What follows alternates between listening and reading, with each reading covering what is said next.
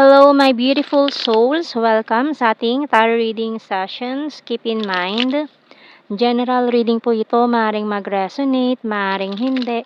Kunin nyo na lang po kung para sa inyo and leave the rest. Maaaring mag-shift energies or magkabaliktad ang sitwasyon.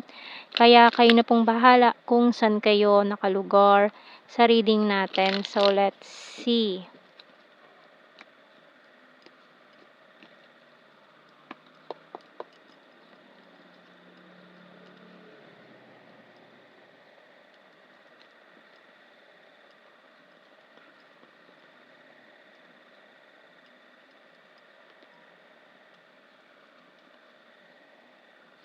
Oh, okay. So, mukhang mayroong magaganap dito na next level kumbaga upgrade, ganyan, no? So, promotions, pwedeng promotions ito sa iyong work, kung nag-a-apply ka na or iniintay mo tong promotion na to, or kung sa love naman, kung in a relationship ka, pwedeng mag-propose na very soon itong ka-relation mo, ganyan, tong partner mo. And kung single ka naman, no, pwede baguhin ang tadhana mo ngayon, no? So, with this chariot, kumbaga parang victory is yours Kumbaga itong hinihintay mong 'to, matagal mong inaasam na 'to, hinahangad-hangad ng puso mo is, darating ngayon, no? Maaaring bago matapos itong, July, ganyan. And marami pa, hindi lang 'yon, maraming opportunities ang darating sa'yo ngayon. Parang, hawak mo ang daigdig ngayon with this World card. Although may mga taong nang-reject sa'yo before, sumira ng pagkatao mo, binackstab ka, sinira ka, pinagtulungan ka, maaaring sa workplace.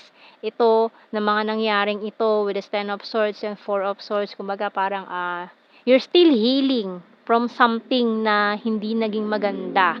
Maaaring in your previous work, previous relationship, or mga taong parang yung mga taong pinagkatiwalaan mo before na sumira sa'yo is matagal ka ring na-stuck dun kumbaga parang finally nakawala ka na dun sa sitwasyon na yun kumbaga parang ang tagal mong na-stuck, ang tagal mo na nakulong sa mga sitwasyon na hindi mo deserve. Pero kumbaga parang itong mga taong 'to ginamit ka, ganyan, 'di ba?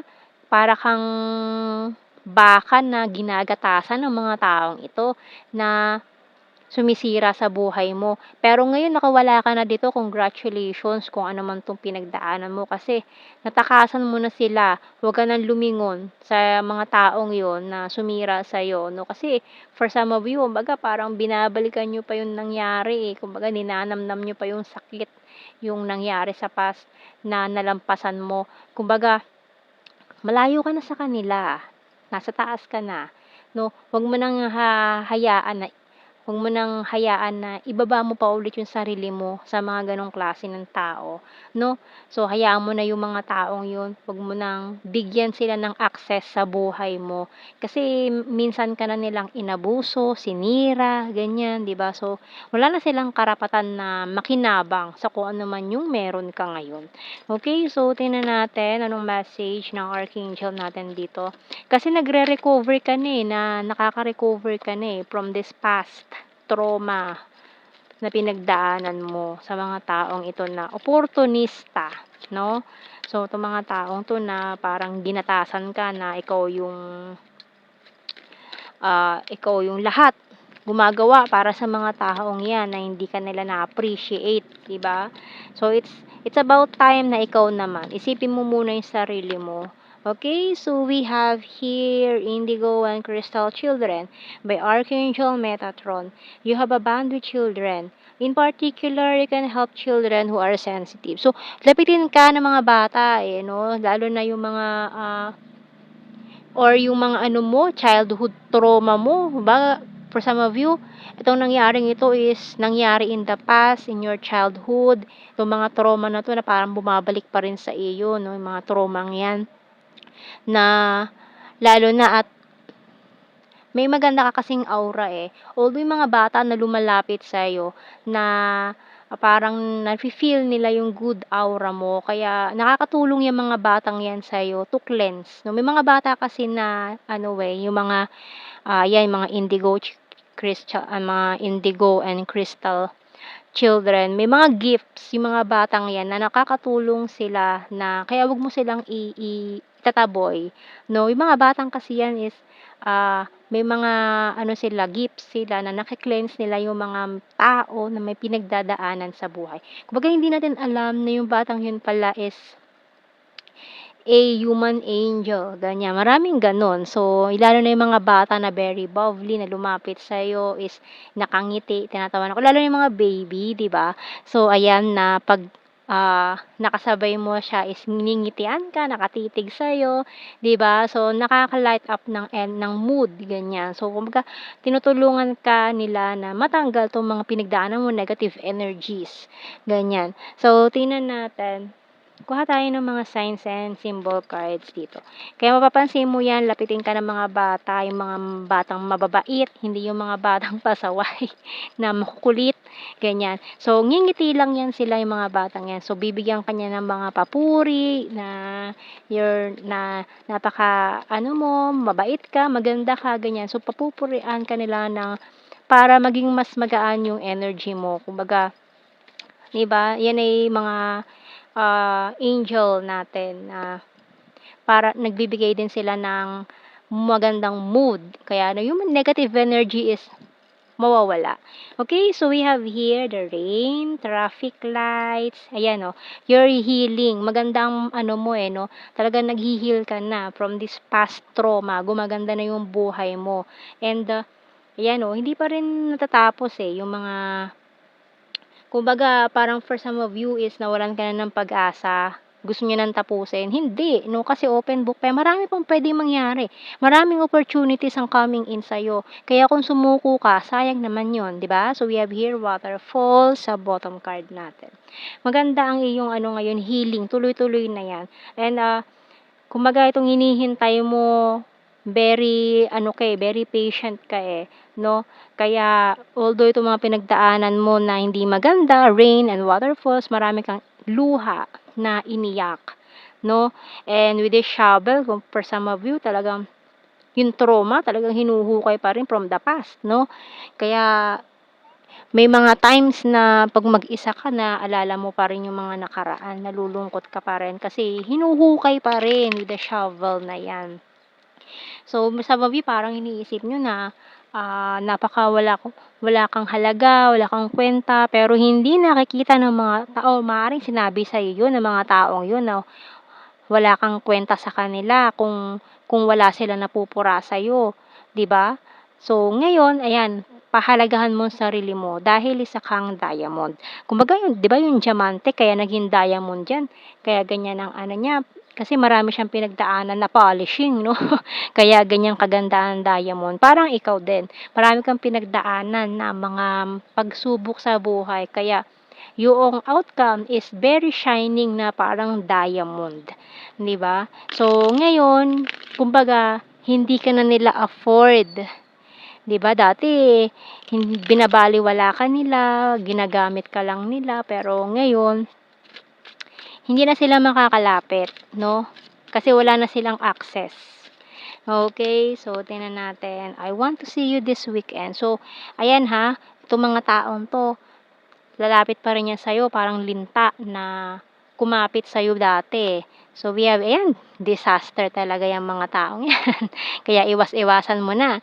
Patiently waiting for the right timing. Ayan, so itong traffic lights, right timing yan. Maghintay, patiently waiting sa mga inaasam mo pa sa buhay. I'm talking to you telepathically kasi someone is coming. Maaaring tong taon to nararamdaman mo na siya, nagse-send siya ng messages sa'yo telepathically kung may iniintay kang person or yung divine counterpart mo na ayan puwedeng, magkaroon ng obsession with you once na magkakilala kayo. I'm addicted to you. You're so sweet and caring. Sorry I'm wasted and I need to achieve my goals. Ayan, so we start again. So itong person na to, mukhang nakilala mo na siya from the past na although hindi naman siya yung mga taong sumira sa'yo, no? Although, itong taong to kasi is mukhang hindi rin naging maganda yung naging simula ninyo, nagkaroon din kayo ng separation or kung hindi man naging kayo is parang nagkakilala lang kayo before, no? Ibig sabihin kilala mo na siya noon pa man, kung naging kayo man or hindi, no? So, tingnan natin, kuha tayo ng initials natin dito.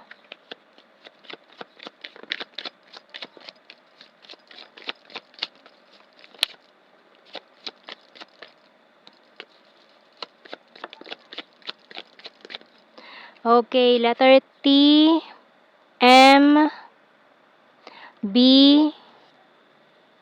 letter A, H, G, N, Z, S,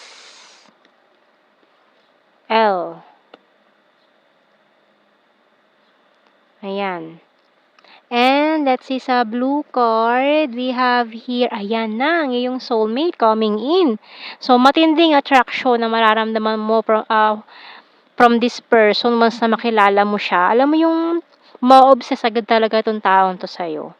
Para siyang, makulit na putakte, makulit na lamok, makulit na parang sa una iisipin mo peste siya, gano'n.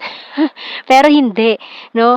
Parang maiirita ka sa kanya sa una kasi napaka-clingy, napakapapansin, talagang kukulitin ka nitong taong 'to. 'Yun ang clue na maano mo kasi matindi yung attraction na mararamdaman niyo sa isa't isa although parang ikaw is maiirita ka sa person na 'to sa unang pagkikita ninyo. Parang iritang-irita ka sa kanya na parang nakakainis yung aura niya. Pero tingnan mo naman, true love, o 'di ba? So ito na yung hinihintay mo, yun ang sign na parang inis na inis ka sa kanya, pikon na pikon ka sa taong ito, ganyan. Kasi mukha talagang, susot siya, eh, 'no? Talagang, aasarin ka nitong taong 'to, ganyan. Hanggang sa mainis ka sa kanya, mapikon ka, mapilitan ka ng kausapin siya, ganyan. So, tingnan natin sa ating general signs and messages. So, yun ang coming in person for you na puwedeng kilala mo na or puwedeng pero malakas ang energy, kilala mo na, eh, 'no? Kaso pikon ka talaga sa kanya, ayaw mo sa kanya. Inis ka sa energy niya, sa ugali niya. Beach, puwedeng magkita kayo sa beach, ayan. High expectation, ayan, past person kasi nga kilala mo na siya. So, we have here private person, Aquarius, Mirror, ayan, 'no, may mga plastic persons pa na nanggulo sa'yo, sa buhay mo, food lover, coins is earth signs, Taurus, Virgo, Capricorn, rainy season, kind-hearted, flower farm, Leo sign, number 3, ayan, 'no, very loyal, 'di ba? So, kahit naman nakakairita siya, nakakainis siya, kung loyal naman, 'di ba, oh, okey na 'yun. July and October. So, yan ang ating reading, my beautiful souls.